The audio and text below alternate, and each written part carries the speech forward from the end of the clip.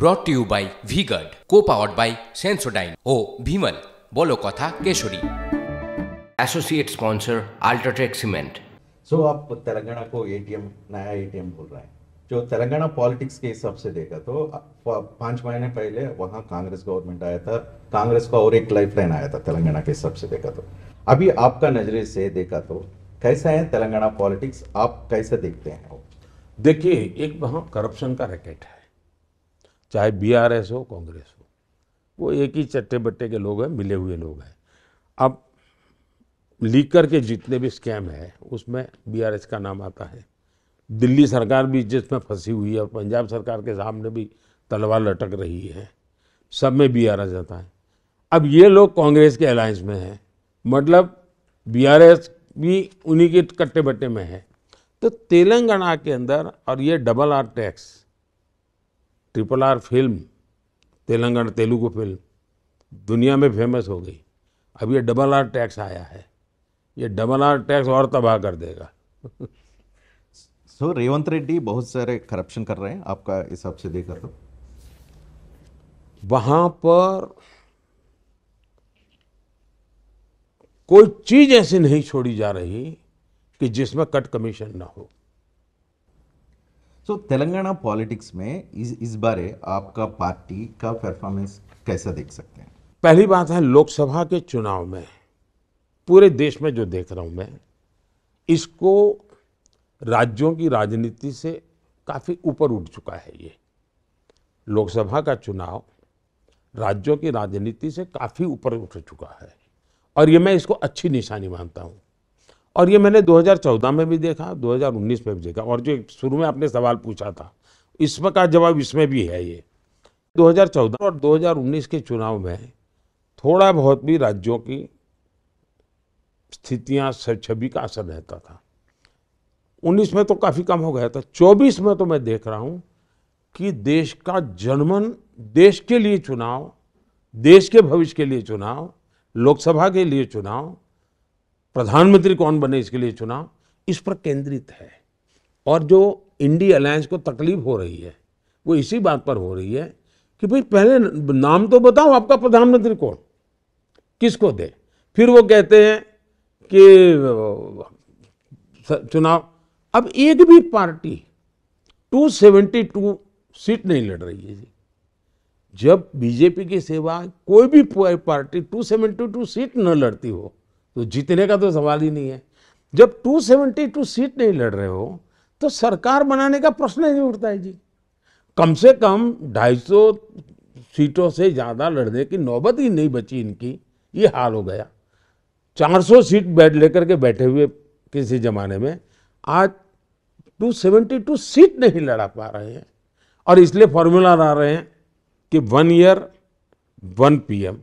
अब मुझे बताइए कि मान लीजिए खेत है, या तो 10-12 खेत किसान इकट्ठे होकर उनके खेत है, और 10-12 किसान तय करें कि भाई अपने पानी के लिए ट्यूबवेल करना होगा, और कोई जानकार व्यक्ति बताएं कि अगर आप 100 मीटर यहाँ खुदाई करेंगे तो आपको पानी मिलेगा, और आपके सब खेतों के लिए पानी 100 मीटर तक जाना पड़ेगा।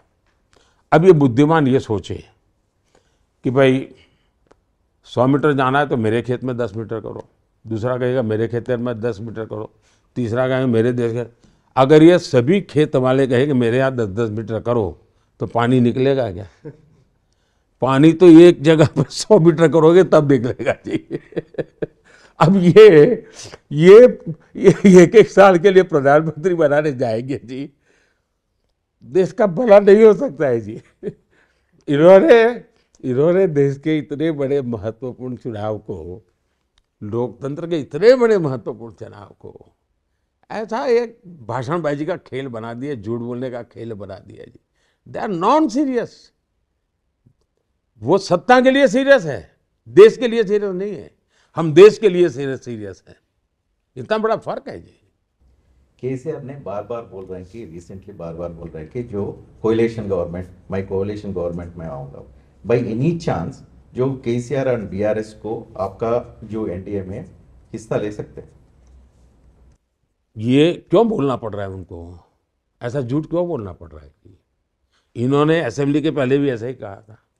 मैंने पब्लिकली वहाँ मीटिंग में कहा था कि हैदराबाद के म्यूनसिपालिटी के चुनाव के बाद स्वयं केसीआर मेरे पास आए थे एनडीए में आने के लिए, और मैंने साफ कहा था कि अब हम ऐसे कॉरपोरेशन में आपके साथ नहीं रह सकते हैं, हम विपक्ष में रहेंगे और हम विपक्ष में चुनाव लड़ेंगे।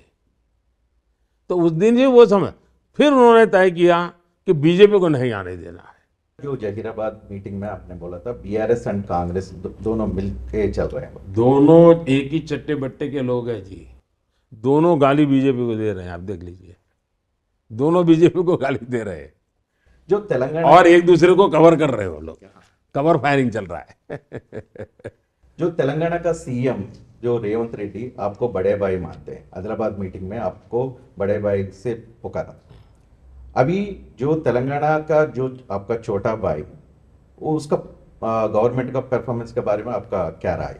देखिए, पहली बात है, अगर करप्शन में मेडल मिलते तो कांग्रेस को गोल्ड मेडल मिलता, तो बीआरएस को सिल्वर मेडल मिलता, लेकिन दोनों को वो रनर अप ही है एक दूसरे के।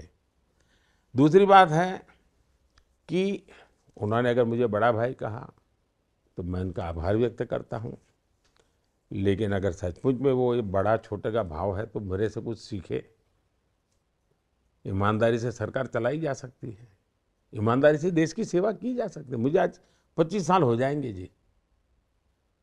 हेड ऑफ द गवर्नमेंट के नाते इस देश में सबसे लंबे समय तक काम करने का मुझे मौका है। सीएम पीएम, अकेले सीएम के नाते नहीं, लेकिन सीएम पीएम टोटल मिला दे तो इस देश में सबसे लंबे समय तक मुझे सेवा करने का मौका मिला और एक भी दाग नहीं लगता है। दाग लगाने की कोशिश होना अलग चीज़ है, नहीं लगता है तो सीखो ना भाई।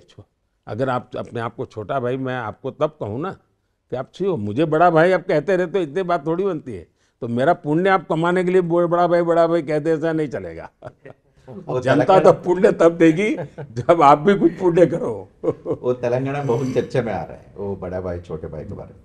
ठीक है, जो तेलंगाना के बहुत सारे लोग और जो वोटर्स हैं ना, आपका गारंटी के लिए वेट कर रहे हैं, कुछ बोल सकते हैं उसको? बीजेपी की तरफ से, आपके तरफ से कुछ गारंटी है? मैं दे रहा हूं ना। जैसे मैं कहता हूं 3 करोड़ घर बनाऊंगा, तो उसमें तेलंगाना के लोग भी होंगे। मैं कहता हूं कि देश पीएम सूर्य घर योजना, बिजली का बिल 0 करने की दिशा में काम करूंगा। मतलब योजना के लाभार्थी तेलंगाना में भी होंगे। मैं कहता हूं नल से जल, तो तेलंगाना में भी नल से जल उनको परिवारों को मिलेगा। मैं कहता हूं मुफ्त राशन, तो तेलंगाना के लोगों को मिलेगा। मैं कहता हूं 70 साल से ऊपर के किसी भी व्यक्ति को इलाज की जिम्मेवारी मोदी की, तो तेलंगाना के 70 साल के ऊपर के लोगों को मिलेगा। तो गारंटी सबके लिए है जी। Brought to you by V-Guard, co-powered by Sensodyne ओ भीमल, Bolo Katha Kesari. Associate sponsor UltraTech cement.